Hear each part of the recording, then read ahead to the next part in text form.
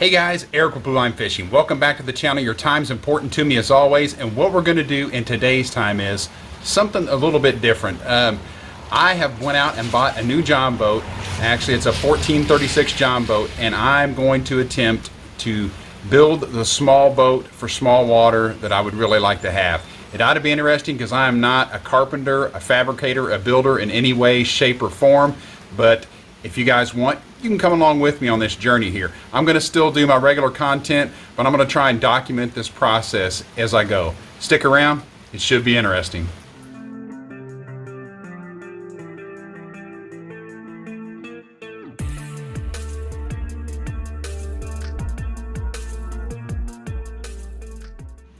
Okay guys, this is it. This is the 1436 John boat that I got.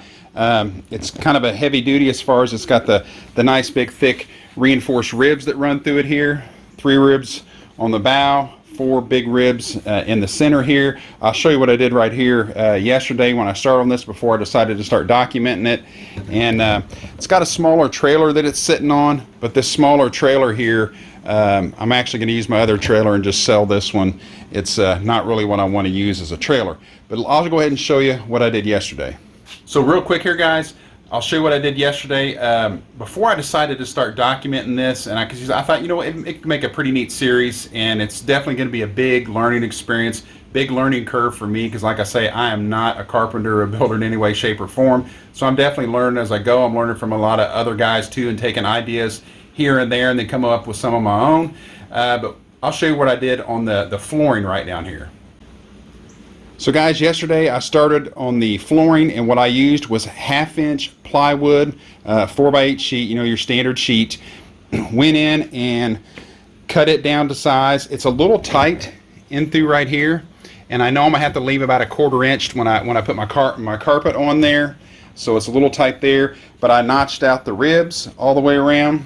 You can kind of see, and then underneath it, I used 1.5 inch foam board, and it worked out absolutely perfect to the height of the ribs. I measured the height of the ribs. I found 1.5 inch board, and the reason I put that in there is because I want to be able to have stability in there, and I'll show you a little bit more here. So guys, the reason I put the foam board down, I'd seen some other guys do it, thought it was a pretty good idea because it fills that gap in between right here, in between the ribs, so there's no support, but with that foam it acts as a support system, not just for flotation, but the main thing is support, so this doesn't sag as I'm walking on it, because I'm a fairly big guy. I mean, I don't know, I'm 6'2", 215 pounds, so I want to be able to walk across this and not have it give as I'm walking across it. So that was the idea behind the foam board.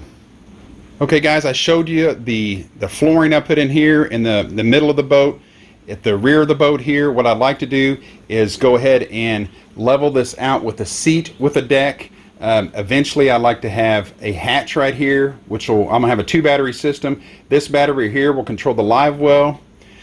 Right here and here is going to be a live well. I'm going to convert a cooler to a live well and run the plumbing obviously to the rear of the boat. And then to the front part up here, the front deck, I'm going to run a deck that goes from the bow all the way down to the seat here. Going to have another hatch here, which will have a second battery in it. That battery will control my trolling motor, my foot control trolling motor, which I want to put on the bow up here obviously. And I'm also going to put a nice graph here, I think a 7-inch graph or depth finder. And this second battery will control my trolling motor, and then the graph will be tied in to the rear battery with the live well system. And then I'm going to put carpeted decks obviously all the way across, and then I want to have seats, one here for me, and if I have a passenger, one there, but have a spare seat. So that's kind of the idea here.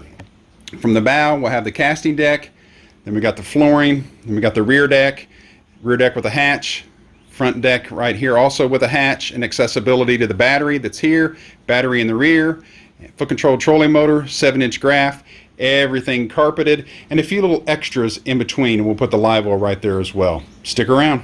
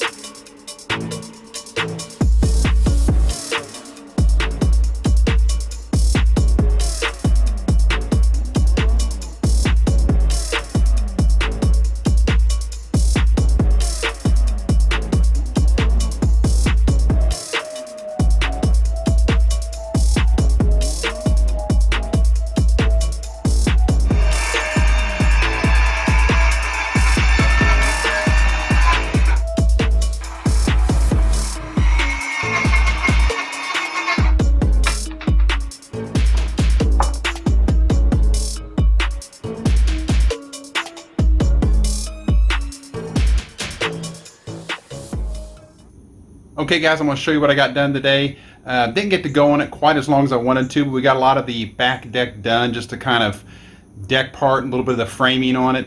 Didn't get to work on it quite as long as I wanted to, but that's okay. We'll pick it up in another day or two here. Plus, it's super hot here. Typical Southern Indiana weather. I'm sweating through everything because it's a humidity of about 9,000 degrees. Hey guys, day 2 of the build, and what we're going to try and do today is we're going to try and get the support struts underneath the, or actually support pieces underneath this back deck put in, bolted down, maybe get some carpet underneath them so they don't scratch up the aluminum, because I don't want it to do that, because you know, could kind of cause it to rust after a while if it gets some moisture in there, which it will. Also maybe try and sand this floor piece here, as well as sand the back deck piece. So we'll see what all we can get done. Maybe even start cutting the hatch out and seeing how that goes. Okay guys, so what we're going to try and do is these pieces that you see under here, and that one will be straightened out. It just kind of slid over. Going to get those bolted in like that one right there is. And the reason I did this is because under here, right here where this one's at, there's about it's about 1 inch of space right here. So I want to get these flush going across here to give support to the deck here. That way when you're standing on it, doesn't sag or want to go down. And what I ended up using was 1x2s, and I think these 1x2s are going to work out pretty well. So once this is in, to give it some solid support so it doesn't sag down when you're standing on it.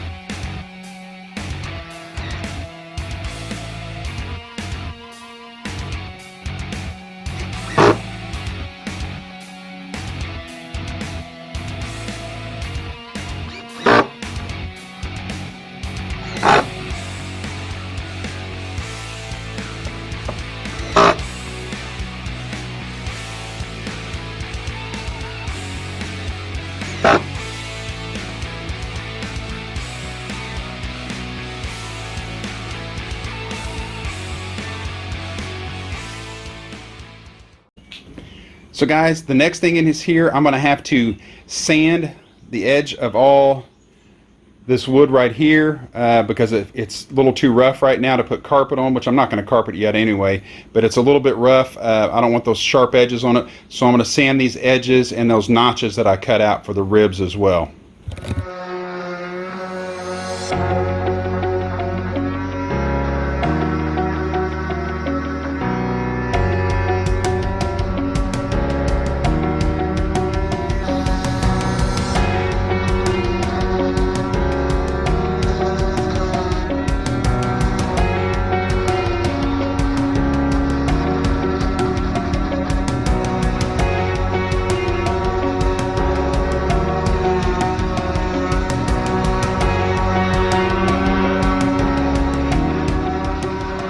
Okay guys, I'll show you what we got done this evening. Just a couple hours to work on it after work here this evening, so not a lot of time, but got everything sanded on the floor here, and the notches, got that sanded out.